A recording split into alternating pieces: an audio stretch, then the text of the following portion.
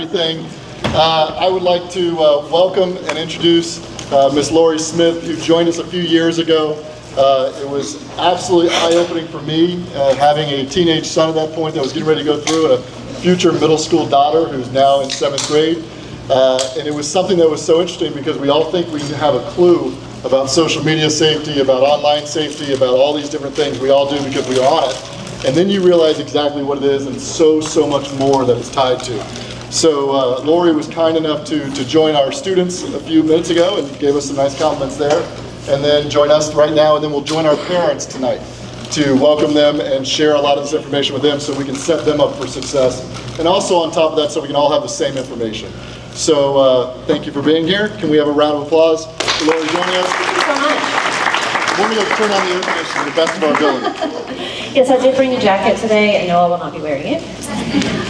Thank you guys for having me today. So I did just speak to your 5th through 8th grade students, and I was so impressed. They are so articulate and well-spoken. I love how they all introduced themselves when they stood up and said what their name, what grade they were in. They asked great, really thoughtful questions. I think they're all afraid of being arrested now, so I apologize.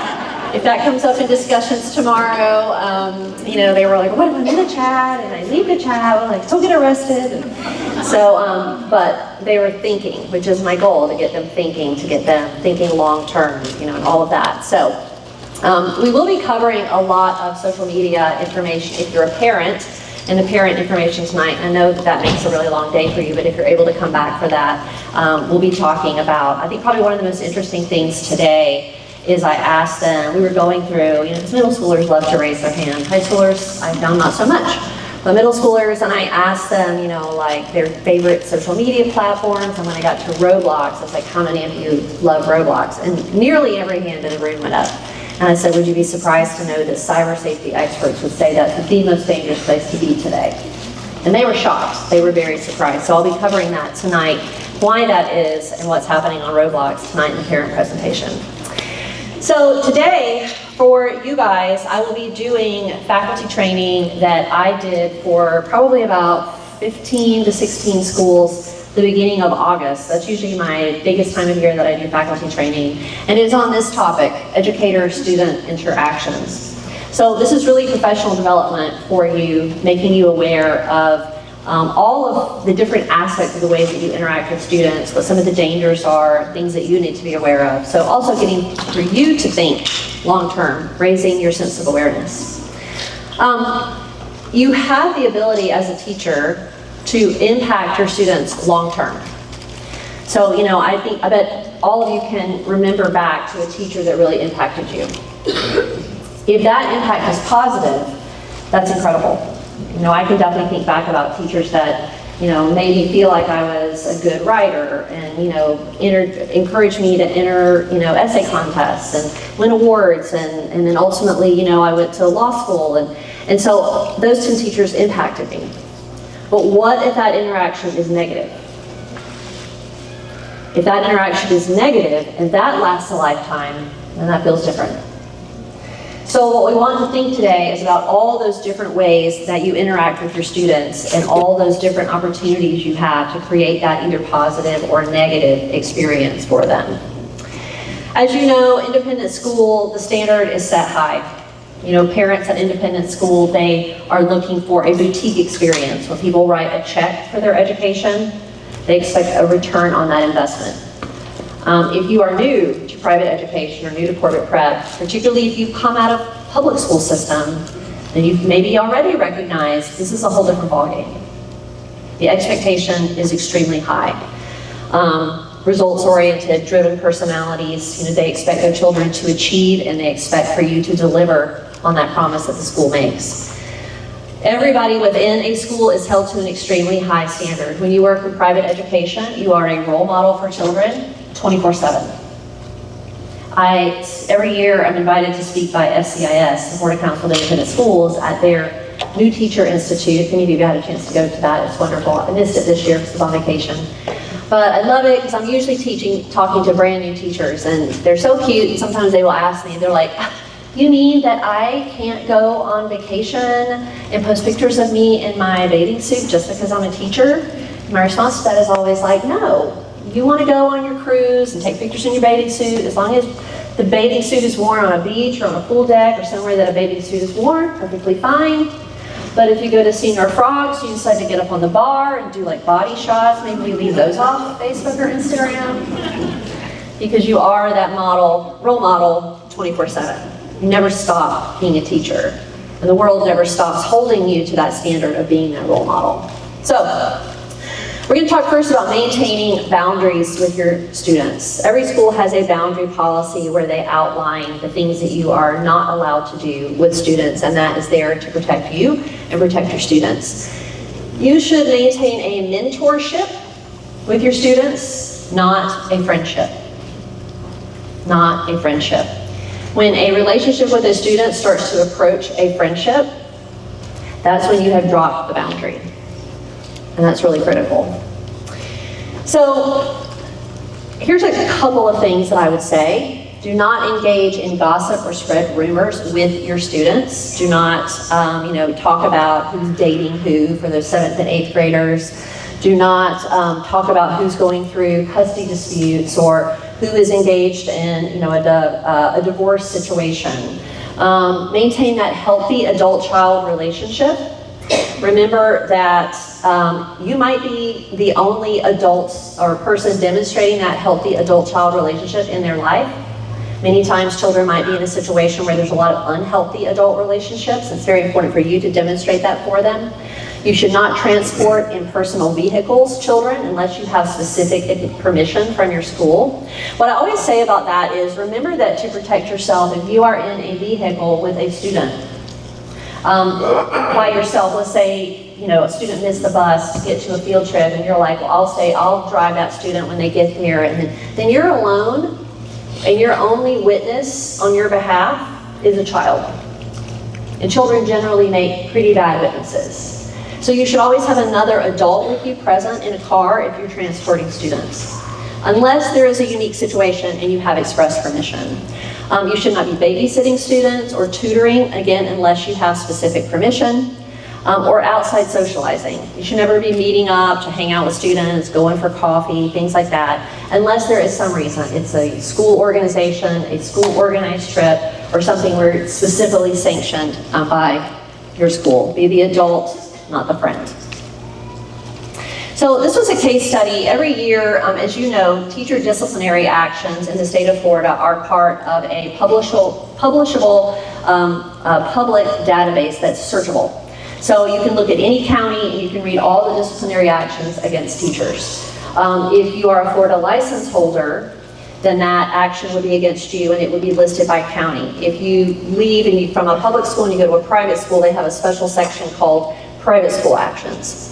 So I always read those because I think those are a good indication of how the Florida Department of Education is looking at the teacher ethical rules. Now, if you're a license holder, you're bound by all those ethical rules. If you're not a license holder, the problem is that those ethical rules sort of set the standard of care. So you're never going to be able to look at those ethical rules and say, well, I don't have a current Florida license, so I don't have to be quite that ethical. I'm not bound by those. So it's going to be really hard to ever disavow those ethical rules. So this was one from Orange County. This was a language arts teacher, and this was last year. So she was communicating with her 17-year-old high school student on social media, via text messages. They were talking about boys, flirting, dating relationships. They were actually the student had a Tinder account. She was helping the student swipe left and right, commenting on guys. She would also let students hang out in her room if they didn't feel like going to class. So she wasn't a regular teacher, she was a cool teacher. And I will say that in my experience, I have encountered quite a few of those cool teachers. And that's one characteristic. Their classroom is a safe space. Like if you forgot to study for that test, you can skip the period before. You come to my room. You can study here. Or if you were up late last night, because you were in the theater performance, you don't feel like going to class, come to my room. You can come take a nap in my room. Every single time, that's a red flag. Because that teacher has chosen to be the cool teacher, not the mentor. At the same time, they're throwing their colleagues under the bus by allowing the student to skip the colleague's class, to not take the test when the teacher said it, to have extra time to prepare. So, lousy colleague and a friend, not a mentor. This was a violation of the ethical rule to protect the student's mental or physical health. Just by that behavior, letter of reprimand, 3 years of probation, annual performance review, a 3-hour college class, an ethics, $750 fine, and any further ethical rule violation would result in license revocation. That's how serious the Board of Department of Education takes it. Maintaining physical boundaries. You should have no intimate physical contact with students. And we're going to talk about what that is. It is very important because this is the post-Me Too generation. This generation is very aware of Me Too. I have had 5th and 6th grade girls invoke Me Too. I had a situation last year with a PE coach where a 6th grade girl came forward and she said, "He touches me and makes me uncomfortable." Another girl came forward and said, "He touches me and makes me uncomfortable too. He touches our bra straps and he touches us around the waist and we don't like it." And then a third one came forward and she said, "I want to support my friends because I know it's important for us girls to stick together and to assert ourselves." She mentioned the Me Too movement and she said, "He touches me and makes me uncomfortable." So they gathered the girls, they did an investigation, they asked them, where did this occur? Where did he touch you? It was all bra strap, my waist, my low back. So we said, where did it happen? And they all said, in the gym, just like this one. And they said, the gym as we were leaving. We're like, did he take you in the locker room? No. Did he take you in his office? No. So it was out in the gym. Yes. Where were the other students? Well, they were around. So the first thing I say is, pull the video surveillance. Let me see the video surveillance. We pull the video surveillance and we see they are exiting the gym. PE coach is walking and he's walking with them and they start talking to him and he leans down, kids everywhere, he try to hear them, and he has his hand on one girl's shoulder and then the other one is talking to him, so he puts his hand like behind her on her waist, he's leaning in to hear her, he's just talking and he walks them out. That was it. So I said, show it to the parents. We showed it to the parents looked at it and said, that's it? Like that's all there is? The coach was smart that he protected himself by making sure that his physical contact was out in the open. It was not private, it was not intimate. It was public and open. That is how you protect yourself today. This generation is different. They are empowered. They have the power of social media. And they will out you. This is the Tift County High School Creepy Teacher Instagram. It started in 2024, so I found this in about February, March, and so I started following it. At that time, there were only about 45 posts, and they were all about the same teacher. Mr. Williams is apparently very creepy. And so there were lots of posts, videos, and photos of Mr. Williams interacting with teachers. Now, some of them I read, he's the French teacher, and so some of them I read, and I'm like, oh, okay, I think he might just be French, but, you know. Some of it was a little creepy, but then when I checked it in August, when I was doing this presentation a lot, there were new teachers entered the chat. And there was another teacher that they had posted about, and what he did that they thought was creepy was they said that when girls were at their locker, he would go up and stand like really close behind them so that when they turned around they would run into him, and then and they would be pressed up against him, and he would laugh and thought that was hilarious. And the students found that really creepy. So I have not had a chance yet to call Tift County and let them know about the Creepy Teacher Instagram, and it's still up if you want to monitor it. So, but this is an example of how students handle things today. Let's talk about casual versus intimate touch. Casual touch, handshakes, fist bumps, high fives, perfectly okay. A pat on the back, holding a small child's hand, either for comfort or safety, particularly if you work with preschoolers, kindergarten, first grade, second grade. There will be times that you need to hold their hand. There will be times you need to give them a hug, perfectly okay.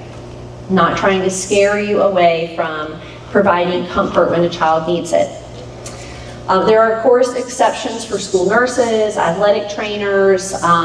Even if you're someone who works in the front office and you're putting a Band-Aid on a child's knee, you're going to have to touch them and have physical contact for that. Intimate. Hugs, generally, unless it's a child, I say under 5th grade. And why do I say under 5th grade? Because 5th grade is when young ladies start to wear undergarments, and they are very conscious of it.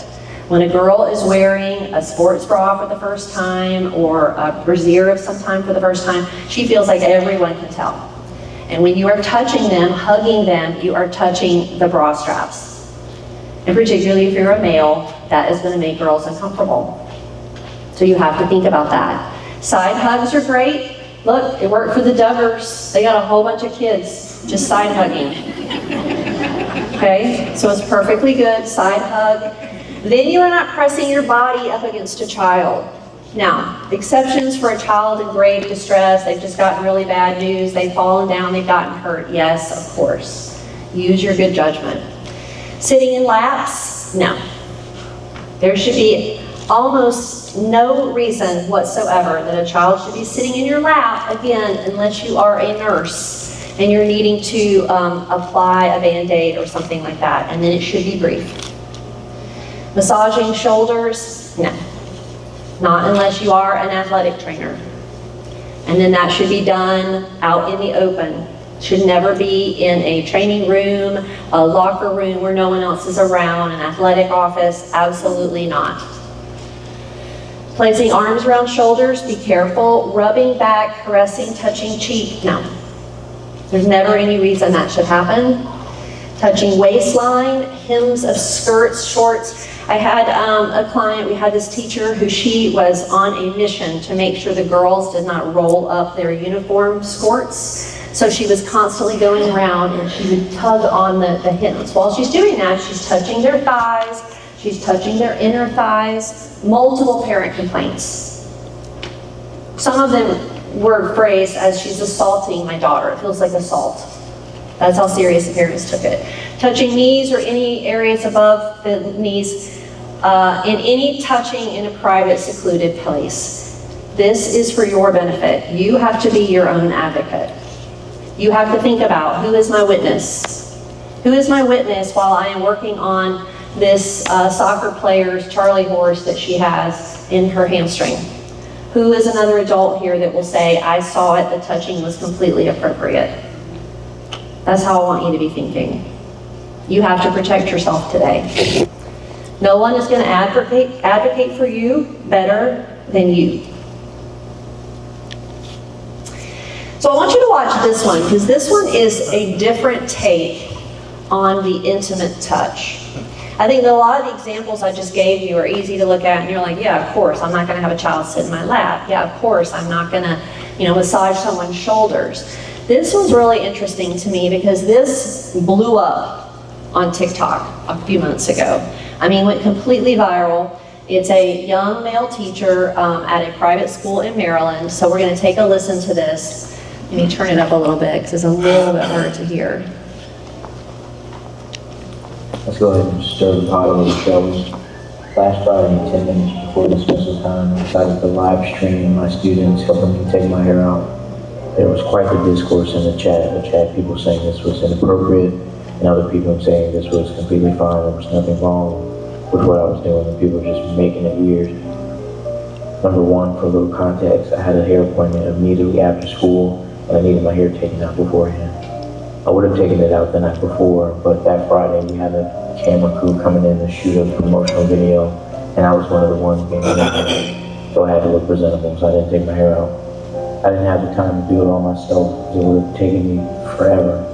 So naturally I asked about 4 or 5 of my over 100 best friends to assist me in taking my hair out, and they all agreed.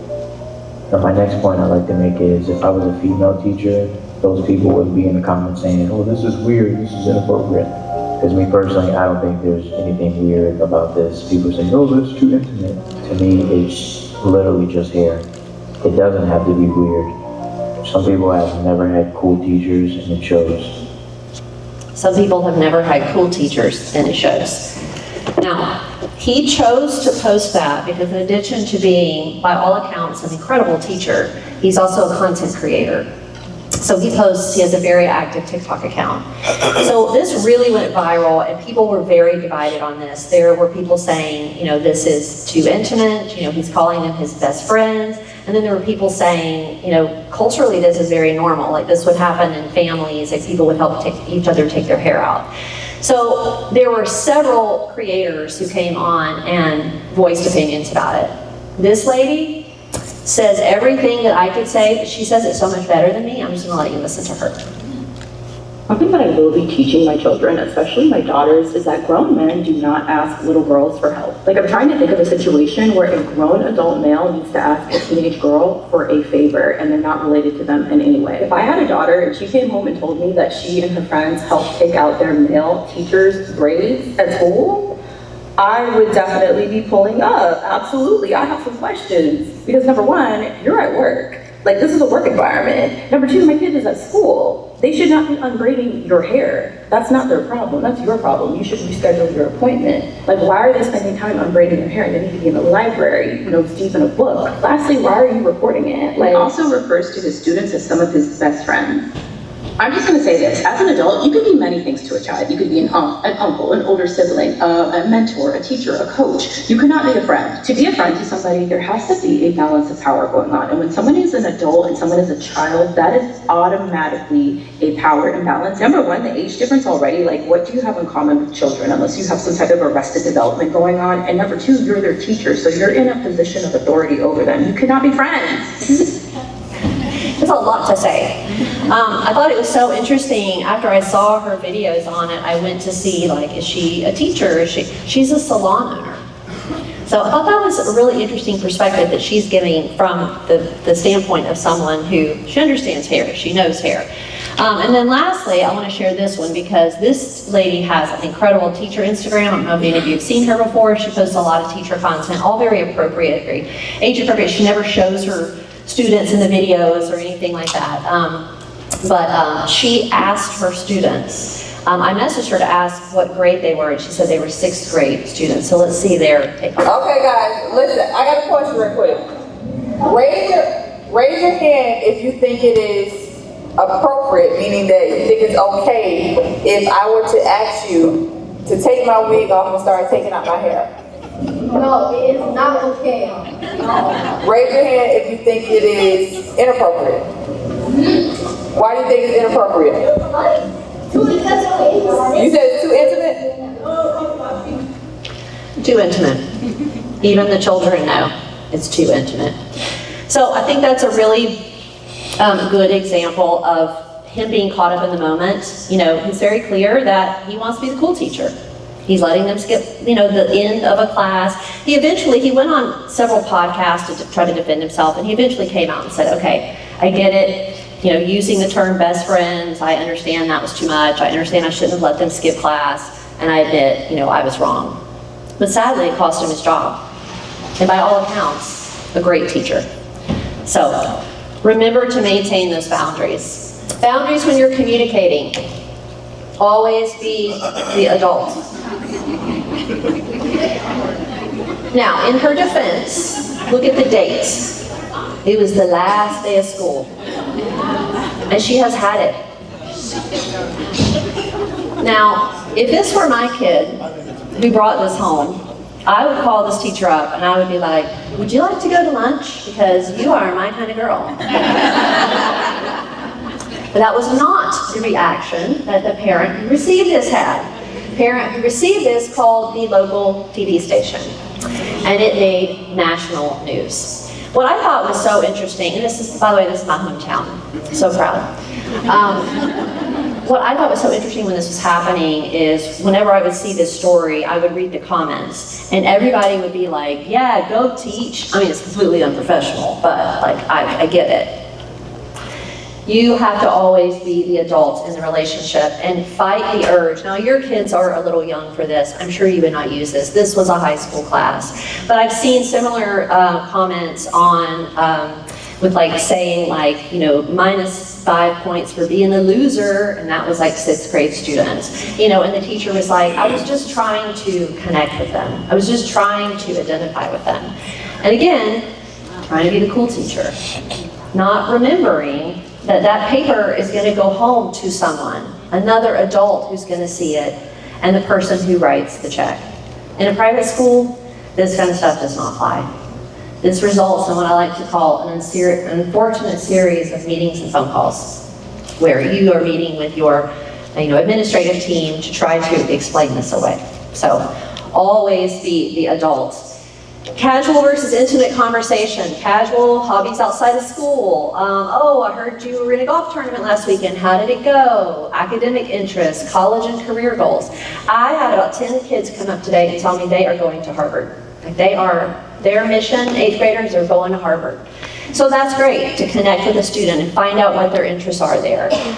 Congratulatory messages about achievements, absolutely. Personal issues as it affects school or academics, yes. If a child tells you that their parents are getting divorced, it's really stressful at home, it's okay to talk to them and have that conversation.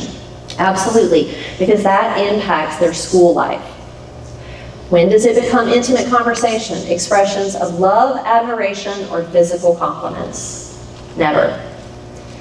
Telling a student, oh, I can see you're working out. Wow, your muscles are really developing. Not appropriate. Discussing love life, romantic interests, not appropriate. Oversharing your own personal matters. There was an ethical opinion this year where a teacher, she was telling them about her love life and who she was dating and her divorce and how acrimonious it was. Not appropriate. The Department of Education considers that dangerous to the health and mental well-being of students. They should not hear about your problems. Okay, that is what Facebook is for. Sexual or intimacy discussions, of course, not appropriate. Expressing jealousy over friendship, personal issues not related to academics of school, or pet names, cutie, baby girl, handsome, hottie.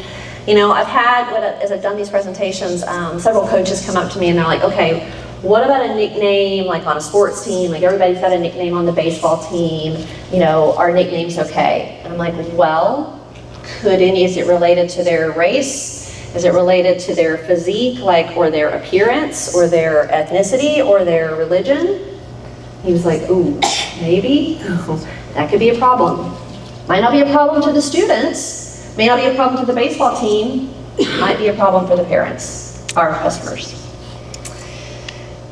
So there's a statute that you should be aware of, Florida Statute 800-101, offenses against students by authority figures. This is the statute that when teachers are arrested in the state of Florida for building an inappropriate relationship, sexual or not, this is the statute where they're arrested. So as you can see, an authority figure means someone who is employed by or volunteering at a school. School means public or private. Student means anyone enrolled, regardless of age, even an 18-year-old in a high school. An authority figure shall not solicit, that's the big one, or engage in sexual conduct or a romantic relationship, a relationship of a romantic nature. So what does it mean to solicit a relationship of a romantic nature? I think that's called flirting. Conversations, text messages, social media communications, verbal communications that start to approach what looks like flirting are a problem and will result in an arrest under this statute, even if a physical relationship never happens. When does it look like flirting? Sometimes that's going to be in the eye of the arresting officer. What looks like flirting to one person may not look like flirting to another. So this was a recent arrest we had down in the Miami area, so let's take a look at this. A former Miami school teacher accused of sending inappropriate text messages to two students is bonded out of jail. Roger Alina is successfully posting the $15,000 bond today. The 24-year-old faces multiple charges for nonviolent child abuse and offenses against students by authority figures. Alina has allegedly said to one of the victims, "I think I might have a crush on you. Is that weird?" He also allegedly threatened one of the victim's grades when she asked to get out of his class. He has been ordered to stay away from the school and those victims, and the district confirms he has been fired. So I think I might have a crush on you. Nothing physical happened, no sexual discussions, no nude photos exchanged, nothing like that. That was it. 2 felonies. This was another one, also in the Miami area. This was a 6th grade teacher. He developed what was described as an intimate friendship with a 13-year-old boy. Look at all those things. Photo of the student on his desk, and it was his phone wallpaper. I have my cat on my phone because he is who I love the most. And that is who you put on your phone, not your students. Allowed the student to skip class and hang out in his classroom, red flag. Did the student's math homework for him. Well, he's a great teacher. Purchased gifts, they wore matching bracelets, texted privately, hugged a student, called him my little brother, and they had a conversation where the student said, "What's smashing?" And so he had described, that that's intimate relations. Charged with 3 felonies and arrested under that statute. No sexual relationship, just soliciting what seems like a romantic relationship.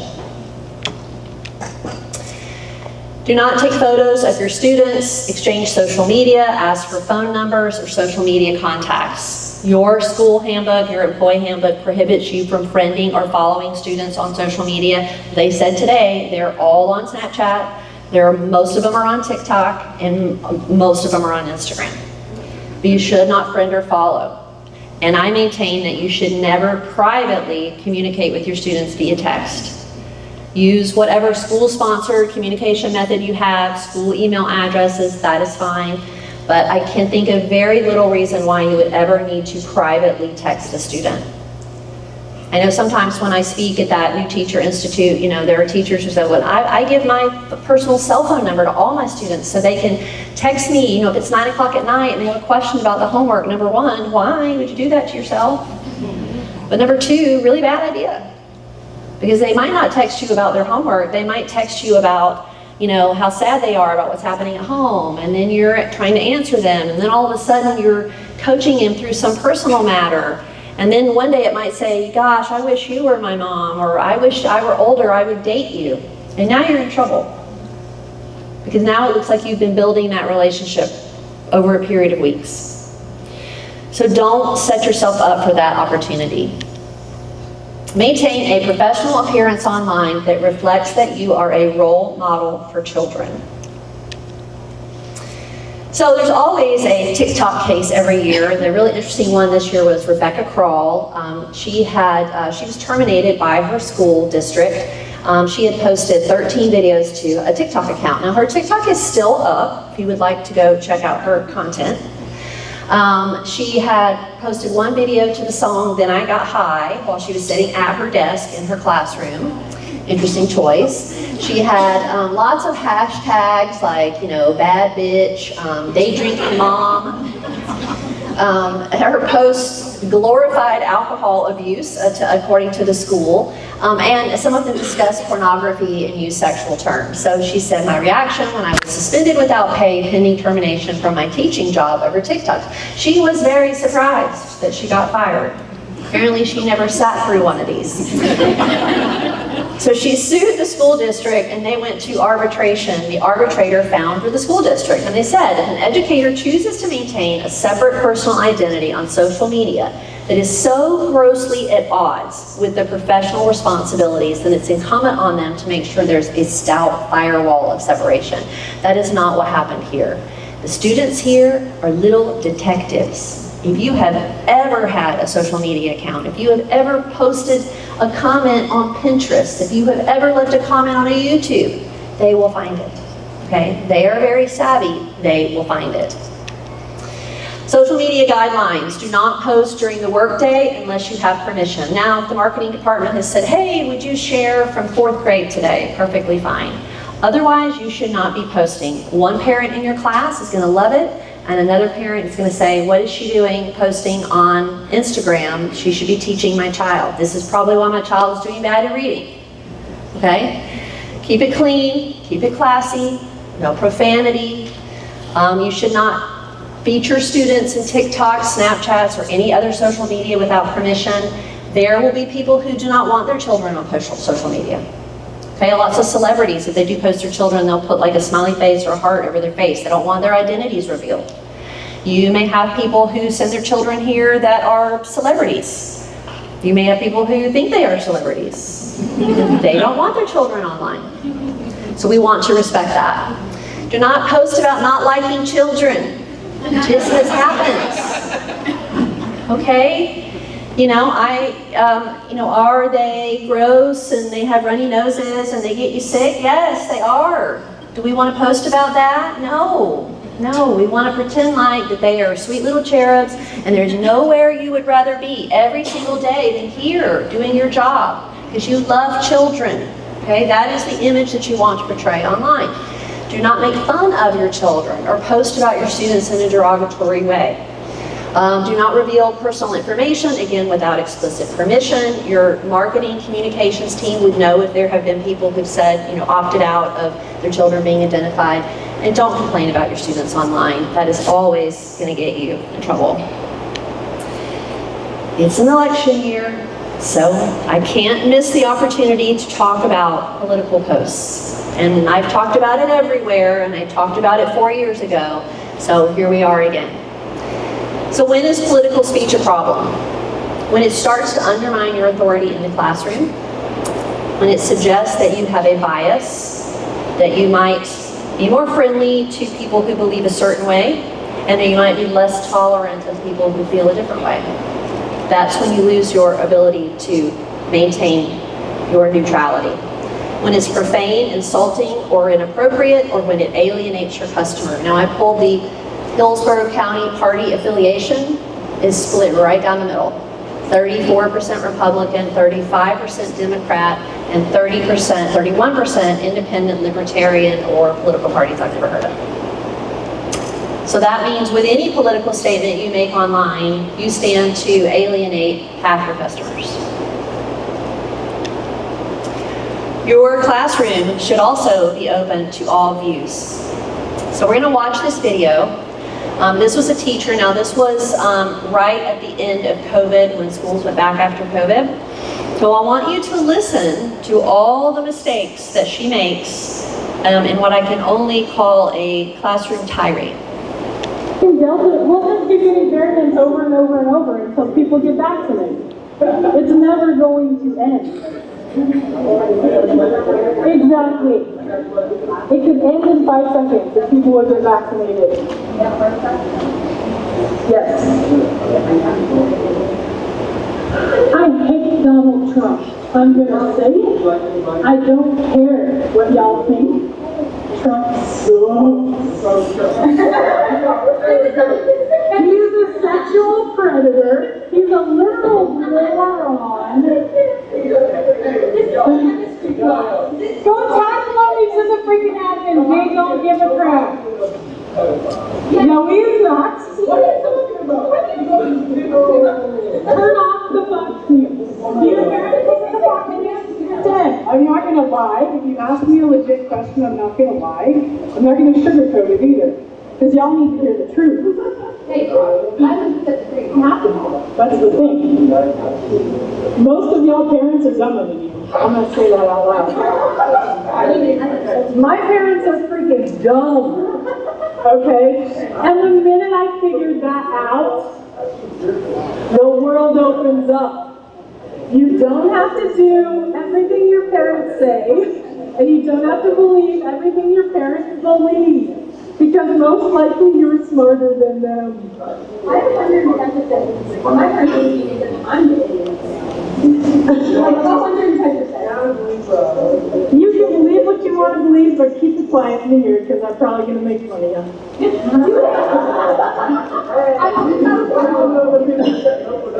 Okay, I'll just say this. Here are the topics that you probably want to avoid in this class. Politics, which you went into, you asked me.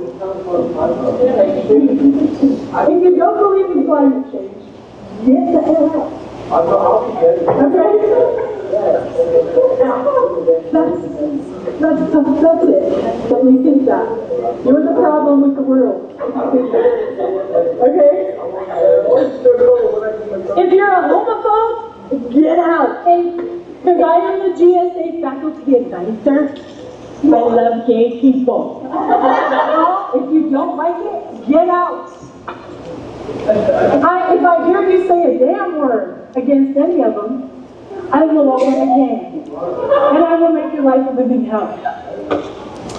Oh, it's just a lot to say. My favorite part of that whole video, and it's hard to hear because there's so much talking, but you hear a girl in the background say, "But this is chemistry." She's like, "Can we just learn about some, minerals?" She made a lot of mistakes there. Undermining the parents, always going to be a bad idea. Undermining her administration, insulting them, bad idea. She starts out trying to be protective of her LGBT students, but, then ends up saying, if you do anything, get the hell out. If you don't agree with me, you're pathetic. I'll make your life a living hell. So she just violates every rule of maintaining composure in the classroom, making sure that your classroom is open to differing views, which is a specific ethical rule for teachers. And then also, just making sure that she gives the impression that everybody gets a fair shake in her classroom. So that's incredibly important, and she pretty much violated all those rules. No surprise that resulted in her termination. Your public profile should always depict someone that is an advocate and a role model for children, period. There are certain political posts that you can make which are in direct conflict with being a role model for children. And this is an example of one of them. So this was a Miami art teacher, and she was fired during the last election. And she said, fired for political posts. Now, whenever I see that, I'm always curious about that story, and I want to know the details, because I represent schools all over the state, and I've actually never had a school call me and say, we want to fire this person because they're too political, or they express political opinions. Never. So I'm like, what's going on here? So this was her post. She posted it, you can see her name over there is Audrey Trump for Life. I think it was on Truth Social. And so she says, getting ready for caravan rally here in beautiful Doral, Florida, so we can run over Antifa and Black Lives Matter protesters who F with us. Woohoo! And then someone responds and said, if they block the road, they're a threat. You don't have to stop for them.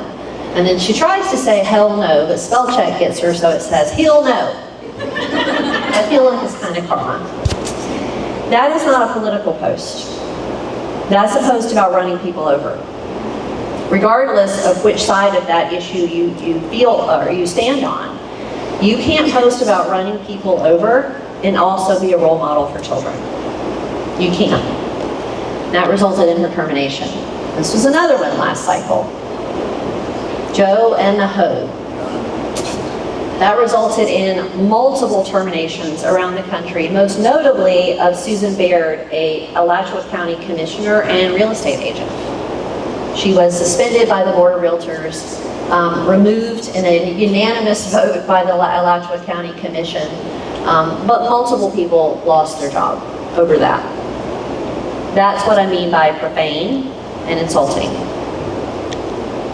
And it's already happening. 2 teachers lost their job very publicly after the first assassination attempt against Donald Trump. So Cassie Martin and Sioux Falls said, shoot, if only he would have had his scope sighted correctly.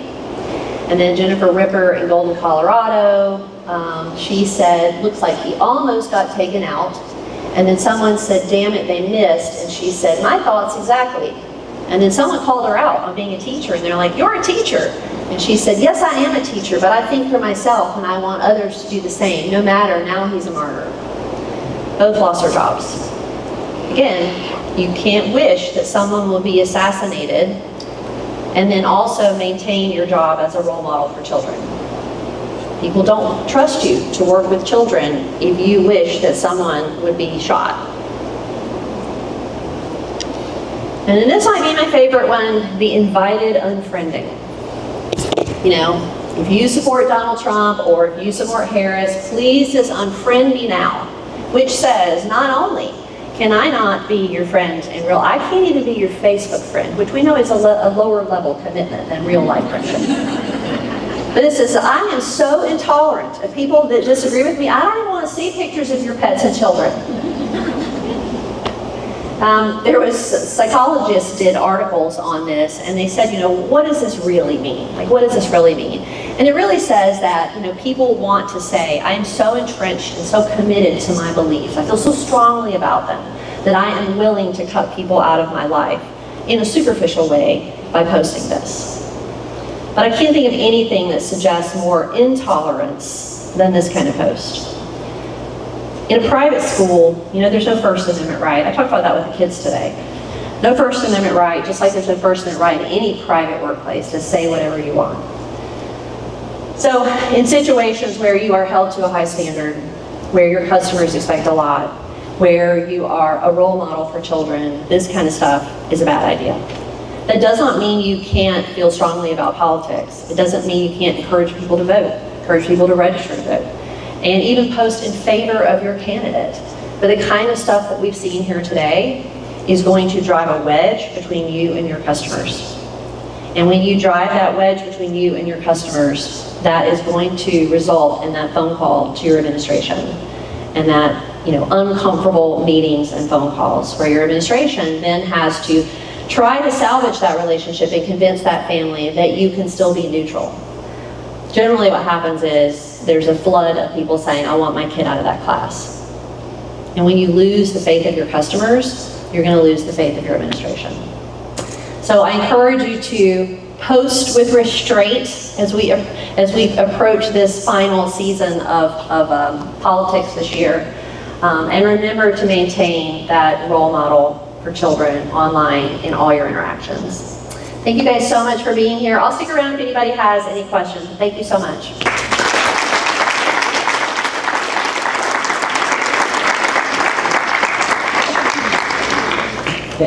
Thank you, Lori. And wow, that's a lot. A lot has changed in 2 years since you were last here. We decided to bring Lori back, and I missed the start, so I apologize for repeating what Nick said at the start. But you know, this is an investment not only in corporate prep, but in you personally and professionally, because some of these mistakes are really easy to make, right? That can happen at any point in time. And in Tampa, where we are, generally speaking, the families that come to corporate, they pretty much are looking at 4 or 5 different schools, and then they're choosing corporate prep. And it would take one teacher and one bad news story out of any one of the things that we just saw today that would blacklist our school for years. For years. That's the school that happened to. And that's why we're trying to prevent this. And personally for you. And of course for our students today. And we're excited for our parents to experience Lori and some of these really terrifying stories, because they're real and are happening right down the street from where we live. So we are very, very appreciative of the information. Is there any questions for Lori while we're all here, just so that we can all benefit from hearing the answer? Since apparently it is pouring rain. Yeah, there's some rain out there. We got some time. Hi, I'm Gabriel. I teach 8th grade Spanish. About the pictures with students, we're required to take pictures of our classes so we can upload them for the parents. So I have to take the pictures on my phone. So what's the... Yeah, so I do have specific advice on that. So that's very common, and that's, you're being asked to take those, so it's okay to take them. The problem is if you were constantly posting them on your personal social media. So what I would suggest to you is that you take those photos, you upload them for the parents, and then you remove them from your personal phone. Now, if you want to save them on like your work computer, or put them in like a drive that you keep in your office here that you don't take home, that's fine. But I wouldn't keep a whole ton of photos on your personal phone of your students after you've uploaded them for the parents. I would remove those, and then just don't post those on your personal social media.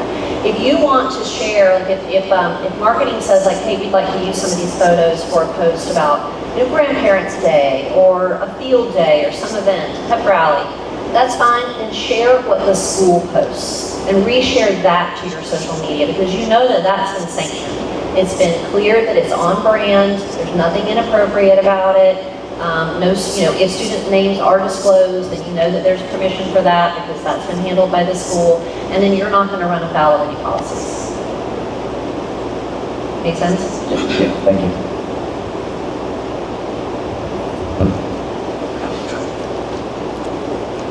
So this is going to sound weird, but just go with me because this is your area of expertise. Have you ever seen the Key and Peele skit where the substitute teacher?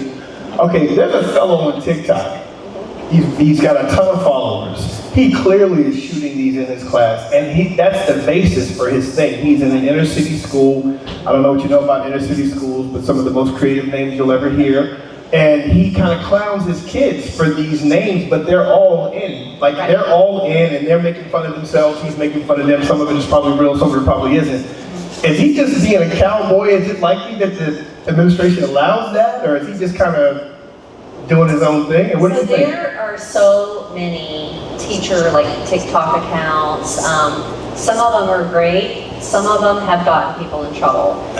So there was a really interesting one. If you go home and Google this, you'll find it. There was an absolutely incredible teacher at Howard Middle School in Orange County last year who was suspended for making TikToks in his classroom. And he was eventually reinstated, but I think he missed about a month of work. They were not inappropriate to me, but for example, what he was doing was he shot a really funny one. I used it in the trainings I did last year. He did one where this was when all the book banning was happening, like Moms of Liberty and pulling the books off the shelves. And so he went and the students were reading in the library, and he would go up and he would say, what is this book you're reading? Like, Wonder, no, we're going to ban this book. And he would take the books away. So he was kind of like making fun of book banning, but the students were just kind of laughing, and he would be like, you can't read about elephants, that's not appropriate. So he was kind of making it a light of it. I did not think the videos were inappropriate. They were just touching on a little bit of politics, but the parents didn't know their kids were in on it. Now, when he was suspended, there was an outcry because he was such a well-respected, loved teacher. So he eventually was reinstated, but it almost derailed his career. So either that teacher has the sanction of his school, they're like, yeah, we're okay with it, or he just hasn't been caught yet. And I know what you're talking about, Aaron, it's really, And he's got a ton of followers, right. And the kids are clearly all in. But it's weird with all of this. And there was another Jacksonville teacher, and she was terminated because she posted a video of her students, middle school students, in the cafeteria, and they were doing a TikTok dance together, but it was, oh gosh, what's the female, I can't remember now. But it was, Nicki Minaj, and she was a song, Nicki Minaj song, and it had a couple curse words in it. And she lost her job over that. Had been former teacher of the year. So Florida, a little more sensitive, I think, to those things. I don't know what state he's in, but Florida's in Jacksonville. In the Jacksonville, yeah. So, well, I'm now going to look him up and follow. Yeah. So it's hilarious. Yeah. I mean, I would never do it. Yeah. Mike, I would never do it. Thank you. But it's hilarious. Nor would anyone else.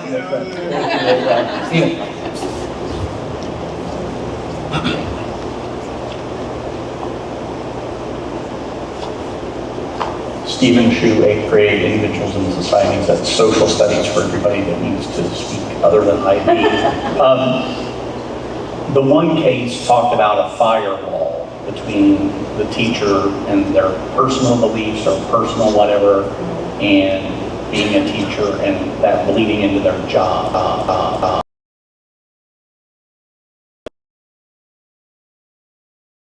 Approved by the school on your personal, that kind of knocks a hole in your firewall, right? Because, and would you be responsible for people that are following you that may have something? You know what I'm saying? Yes. So it's friends of friends of friends. So I think what they meant by that was, first of all, that was a public school. So limited First Amendment right to post things you want. No, not similar right in a private school. But I think what they meant is she had no privacy settings. So if you do have a TikTok, you need to have privacy settings, and you need to be making sure that you are not allowing underage people to follow those accounts.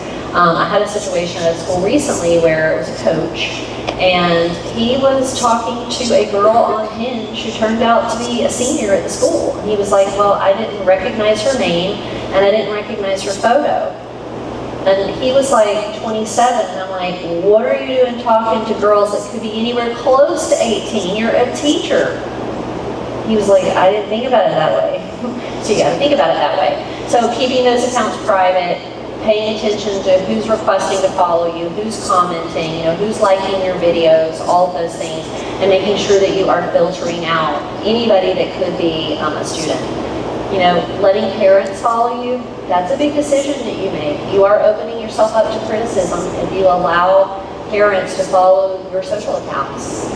Because then if they see something that they don't like, the first thing they're going to do is not, bring it to light. They're going to show it to other parents. And they're going to be like, oh my gosh, have you seen her TikTok? Do you see that crop top she's wearing? She is too old to be wearing that.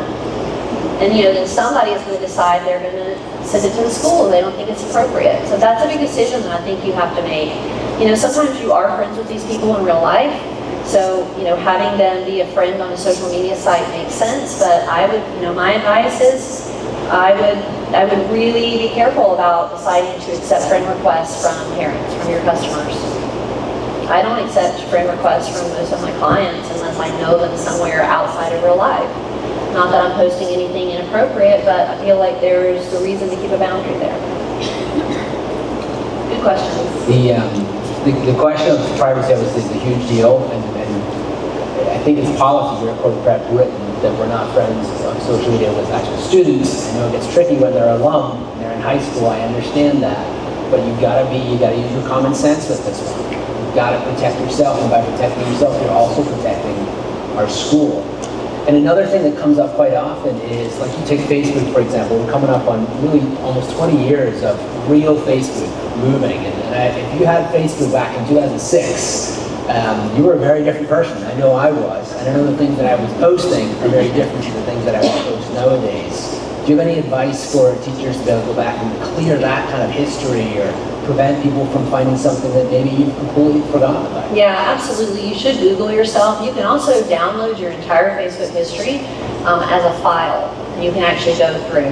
Now, you can delete it. Someone may still have a screenshot of it. It's exactly what we talked about with the kids today. Some people like to sit on stuff until something really good happens to you and they decide to bring it out. So yes, you should Google yourself. You should also look at tag posts. Like if you have an Instagram, people tag you. There's 3 pages on Instagram now. There's your posts, there's your reels, and then there's your tag posts. And if you have an Instagram and you don't know what I'm saying, find somebody under 35 and say, will you please help me? So you can have tag posts for someone else. Say you went, girls' night out and someone tagged you in a post, and you can remove those tags so they no longer show up on your page. They would still be on your friend's page. But yeah, researching yourself, seeing what's out there. Anybody follow Alex Earl? She's a TikTok star. She's a University of Miami student. Has it's been publicly acknowledged now. She's making $5 million a year. So influencer, real job these days, much to the chagrin of many parents. Making $5 million a year, and somebody found her old Ask.fm post from when she was 12 and 13. Ask.fm is not even around anymore. I have no idea how they found this. Where she had posted like 2 or 3 times using the N-word when she was like 13. And all that just came out. So there's old MySpace pages can be found, old Twitter accounts. If it's before 2017, it's all in a searchable Twitter database maintained by the Library of Congress. So yeah, going in and trying to clean some of that stuff up is always a good idea. I would just like to share with you all a great experience I had Googling myself the other day. I do this regularly, actually, because I feel like I should. And this last time I found that my Pinterest was open to the public. And yes, it's pretty appropriate along with all of my weight loss challenges and monthly things I need to do and parenting the right way. And I think to me professionally, that was almost more damning than my Facebook. Like that's really the inside scoop, right? So I would definitely suggest digging into everything that you have an account for online. tip. I need to look at my Pinterest. Any other questions for Lori? Comments? You have an announcement? Oh, okay. Tomorrow Davis. This is a different topic, but I just wanted to remind everybody that tomorrow is our first ever Wonderful Wednesday. If you feel like you know what that is, put your hand up. Okay, so some people don't. So in the flex space on the east side campus, the place that was the Otters classroom last year, and now we're using as a flex space, there's going to be a food pantry for all staff, all faculty and staff for corporate prep tomorrow, all day. You can go in there anytime and grab a snack. Be reasonable with the quantities that we grab, so we make sure that there's plenty for everybody, of course, but I'm sure there's going to be tons of stuff. It's sponsored this time by the early primary parents and organized by our Hospitality Gratitude Committee for the PFA. So be sure to say thank you to PFA members, especially Alyssa and Erica, because it was their idea. And the early primary parents are the ones who sponsored this one. We're going to have other ones coming throughout the year from the other divisions. So enjoy. Okay, thank you, Lauren. So, Lori, we just want to thank you again for coming back. We will no doubt have you back here in a couple of years. And it's always such important information. I know I was watching the faces of our middle schoolers when there was those big wow posts, those things that you would show us when you showed the fifth grader in handcuffs. Yeah. I'm standing right next to the fifth graders, who to us are like, Oh my God, they look so young. yeah, and it really hit home in the way that we hoped it would. So really appreciate you being here. Thank you so much. Thank you guys for being here and listening and learning. Lori, we'll stick around a little bit after if you have any specific questions. If you have children and would like to stay for our 6 o'clock presentation, which is geared towards being a parent, no matter how old your child is, I highly encourage that. We are going to record that one to send out to our families because many are unable to make it tonight, if that's okay. And I really, anything else, Jen? Really appreciate it. Thank you, everyone. Have a nice day.